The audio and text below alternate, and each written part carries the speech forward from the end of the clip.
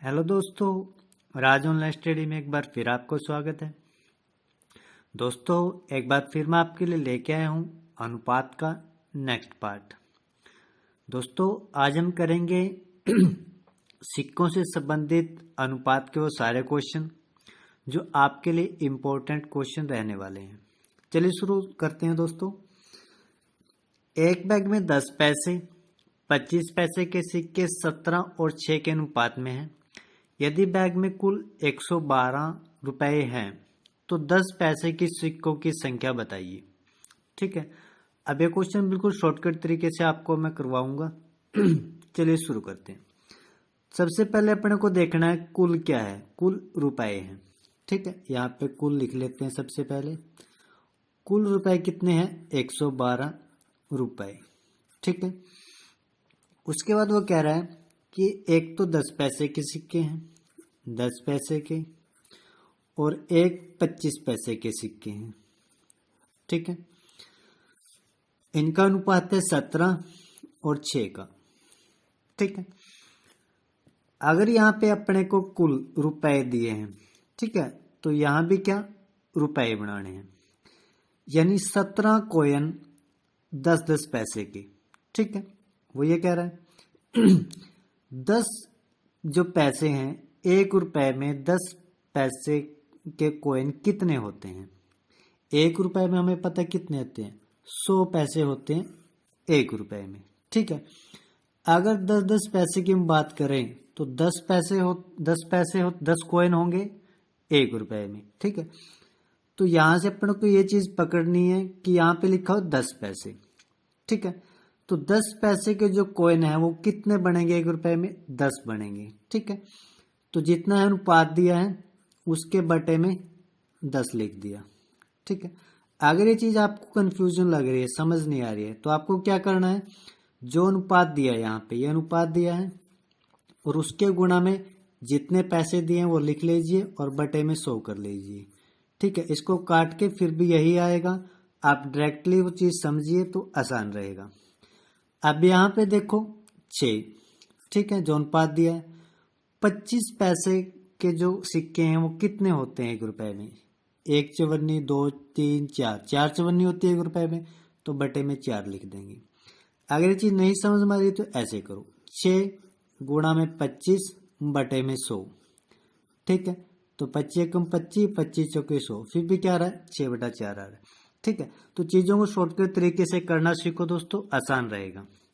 ठीक है, जितनी चीज दी है उसी को पैसे कॉइन मानो कि 10 पैसे के कॉइन कितने बनेंगे 1 रुपए में? 10 बनेंगे। 25 पैसे के कितने कॉइन होते हैं 1 रुपए में? 4 होते हैं। ठीक है, अब यहां से इसको काट लो, 2 3 6, 2 दूनी 4। ठीक है, तो अपने पास जो अनुपात आया है 17/10, और इसको हमें जोड़ लेना दोनों को, 3/2। तो अनुपात को हम यहाँ पे x लिख सकते हैं, इसको भी x लगा सकते हैं। ठीक है, यहाँ पे इसका एलसीएम निकाल लेते हैं। तो एलसीएम आया 10, और 10 का है 10, तो 17x का 17x प्लस 2 से इसको किया तो 2 पंजे 10, 5 दिए 15। ठीक है, इसको जोड़ लेते हैं, 17 और 15, ये हो गया 32। 32 बटे में 10। ठीक है, अब उसके बाद अपने को क्या करना है, यहाँ पे जितना कुल दिए हैं, रुपए दिए हैं, तो इसके बराबर हमें रखने हैं। ठीक है, यहाँ पे 32 बटे में 10 बराबर किसके रखने? जो कुल टोटल दिए हैं 112 के। ठीक है, ये आपस में ऊपर से कटता तो काट लेते हैं, नहीं कटता तो आपार गुणा कर लेंगे। ये गया 16 पे, 16 दूनी 32 और 16 सत्ते 112। ठीक है, 2 एकम 2, 2 पंजे 10। ठीक है, तो इधर से इसकी आर पार गुणा करेंगे तो 5 सत्ता 35। ठीक है, तो ये x था यहाँ पे, तो x की x की वैल्यू कितनी आई? 35। अपने से पूछ रहा है कि 10 पैसे के सिक्कों की संख्या कितनी होगी, तो 10 पैसे के सिक्के का अनुपात कितना था? 17 था। ठीक है, तो 35 को 17 से गुणा कर देंगे, तो 35 गुणा में 17, तो गुणा करके अपने पास आया 595। ठीक है, तो यही हमारा आंसर है, यानी 10 पैसे की सिक्कों की संख्या होगी 595। तो डी ऑप्शन हमारा राइट आंसर है। ठीक है दोस्तों, आगे भी क्वेश्चन करवाऊंगा, जे बार बार वो क्वेश्चन करेंगे तो आपको चीज क्लियर होती चली जाएगी। चलिए दोस्तों, अगला क्वेश्चन करते हैं। आगे हम एक थैली में 1 रुपए 50 पैसे 25 पैसे के सिक्के 2, 3, 4 के अनुपात में है। यदि उनका मूल्य 270 रुपए है तो 50 पैसे की सिक्कों की संख्या क्या होगी? कुल कितने हैं अपने पास? कुल है 270 रुपए, उनका जो मूल्य है 270 रुपए है। ठीक है, 1 रुपए 50 पैसे और 25 पैसे। ठीक है, 3 तरह के सिक्के अपने पास हैं, उनका जो अनुपात दिया है 2:3:4। ठीक है, तो रुपए दिए तो अपने को रुपए बनाने हैं, तो 1-1 रुपए के 2 कॉइन, तो कितने हुए? 2 रुपए हुए। ठीक है, इसको एक्स लिख रखते हैं। 3 कैसे 3 लिखना है, तो 50 पैसे, 1 रुपए में कितने 50 पैसे होते हैं? 50 पैसे के कितने कॉइन होते हैं?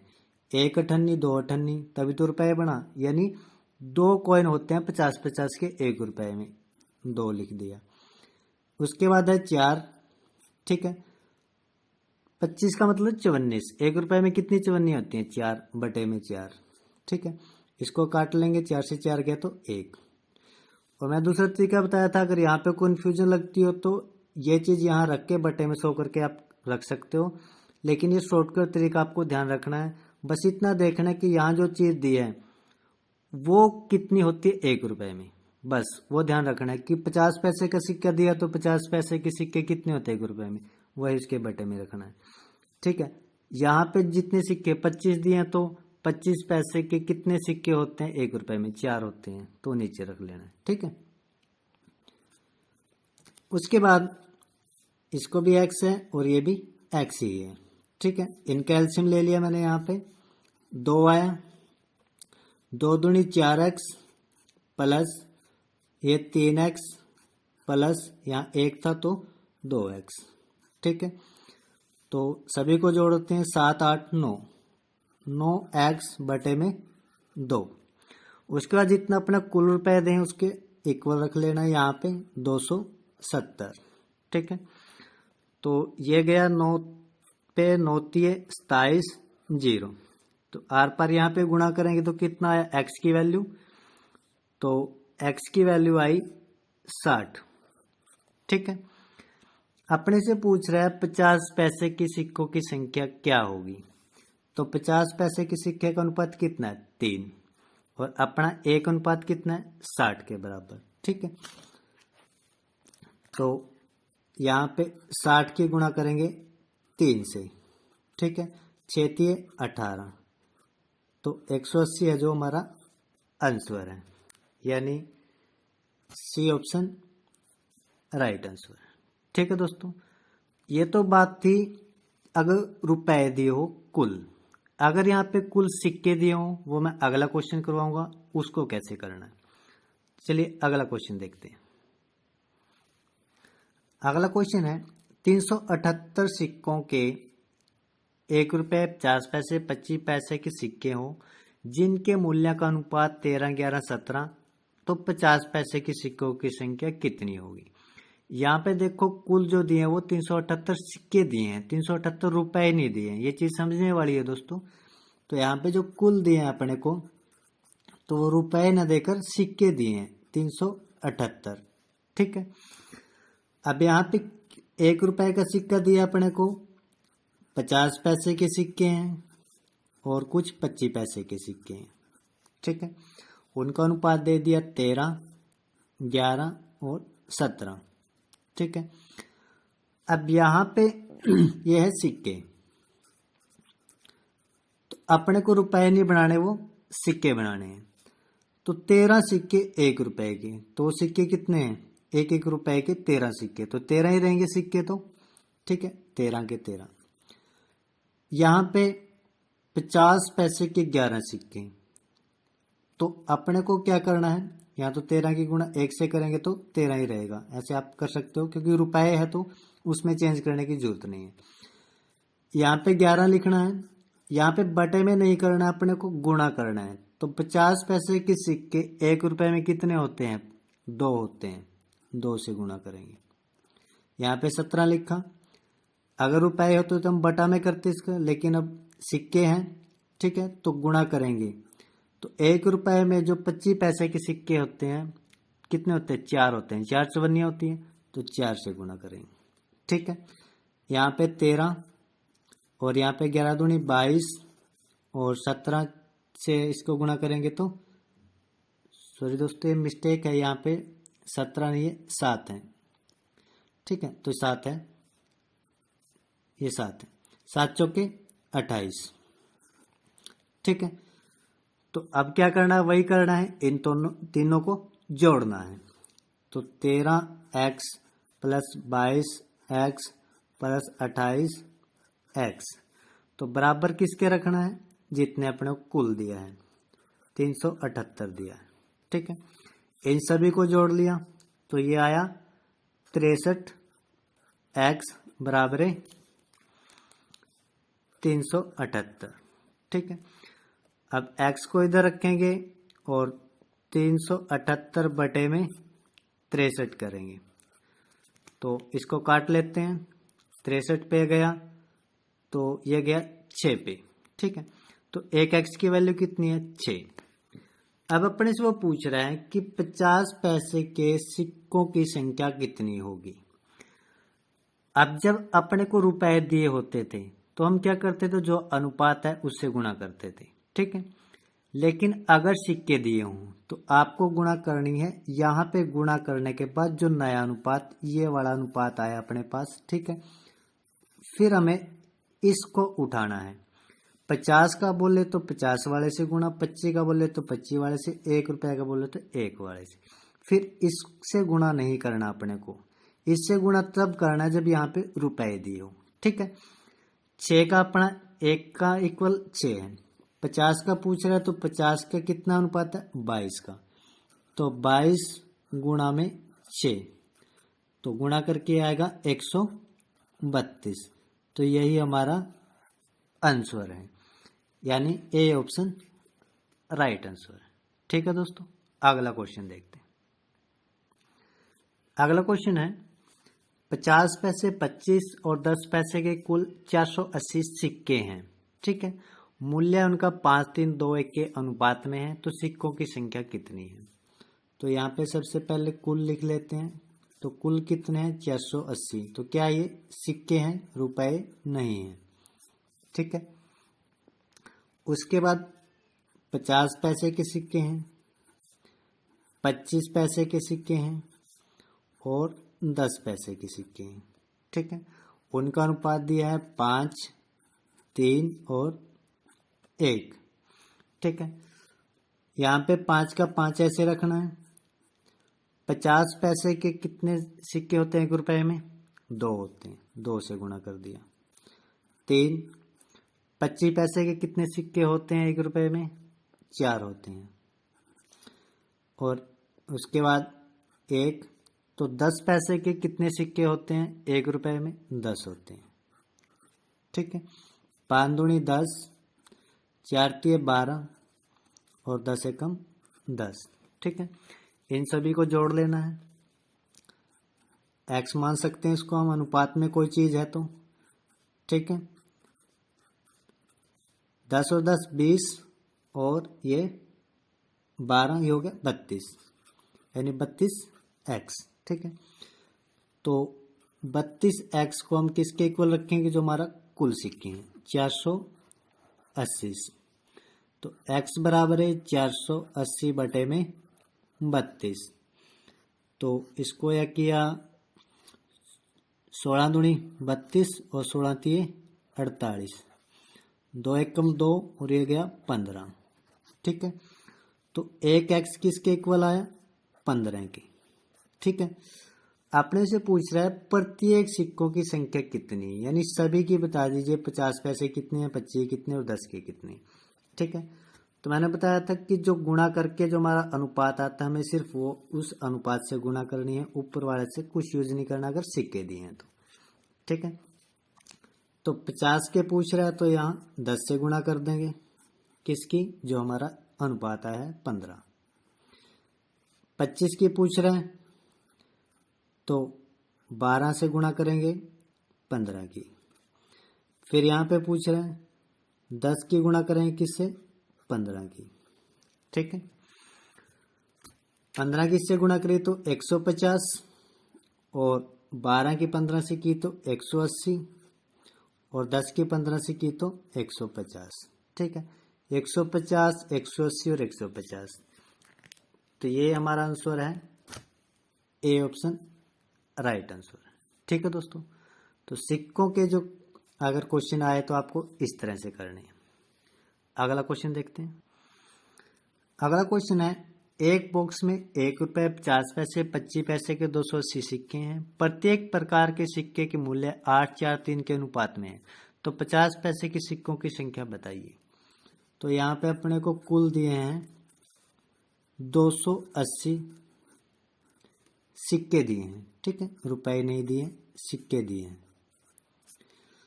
और 1 रुपये का सिक्का दिया है, 50 पैसे का और 25 पैसे के। ठीक है, अनुपात दिया इनका 8, 4 और 3। 8 की 1 से गुणा करेंगे तो 8 ही रहेगा। ठीक है, क्योंकि 1 रुपये के सिक्के में 1 रुपये का सिक्का 1 ही होता है। उसके बाद 4, 50 पैसे के सिक्के कितने होते हैं 1 रुपये में, 2 होते हैं। 25 पैसे के 1 रुपये में कितने होते हैं, 4 होते हैं। 8x प्लस 4 दूनी 8x प्लस 3 चौके 12x। ठीक है, ये सभी किसके इक्वल है, कुल कितने हैं, 280 के इक्वल है। ठीक है, यहाँ पे 20 और 8 28, 28x बराबर है 280 के। तो x बराबर कितने हैं, 280 बटे में 28, तो 28 से काटा तो कितना है 10, तो x की वैल्यू कितनी है 10। अपने से पूछ रहा है 50 पैसे की सिक्कों की संख्या, तो 50 पैसे की सिक्कों का अनुपात कितना है 8 का। ठीक है, x की वैल्यू 10 है, तो 8 की 10 से गुणा करेंगे तो 80, तो ये आ चुका है 80। यही हमारा आंसर है, यानी ए ऑप्शन राइट आंसर है। ठीक है दोस्तों, अगला क्वेश्चन देखते हैं। अगला क्वेश्चन है, 2 रेलवे स्टेशनों के बीच प्रथम और द्वितीय श्रेणी के किरायों का अनुपात 4:1 है, और प्रथम और द्वितीय श्रेणी के यात्री करने वाले यात्रियों की संख्या का अनुपात 1:40 है। तो किसी दिन कुल किराया 11,000 प्राप्त हुआ हो तो प्रथम श्रेणी के यात्रियों से प्राप्त किराया कितना होगा। अब ये क्वेश्चन बहुत बार आया है एग्जाम के अंदर, तो शॉर्टकट से आपको मैं करवाऊंगा। यहाँ पे लिख लेते हैं प्रथम और यहाँ पे द्वितीय। ठीक है, तो सबसे पहले वो बात कर रहे हैं किराए की, ये किराया। ठीक है, किराए का अनुपात है 4 और 1 का। उसके बाद कह रहा है यात्रियों की संख्या का अनुपात, यहाँ पे यात्री, इनका अनुपात कितना है 1 और 40 का। ठीक है, और कह रहे किसी दिन कुल किराया कितना हो जाता है, तो कुल हो जाता है 11,000। ठीक है, अब करना क्या अपने को, सबसे पहले वही अनुपात का तरीका, इसकी गुणा इसके साथ और इसकी गुणा इसके साथ। ठीक है, 4 एकम 4, 40 के 40।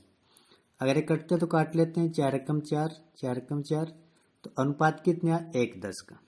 इन दोनों को जोड़ लेना है। ठीक है, तो एक x मान लेते हैं 10 और x। ठीक है, तो बराबर किसके रखना है, जो कुल है।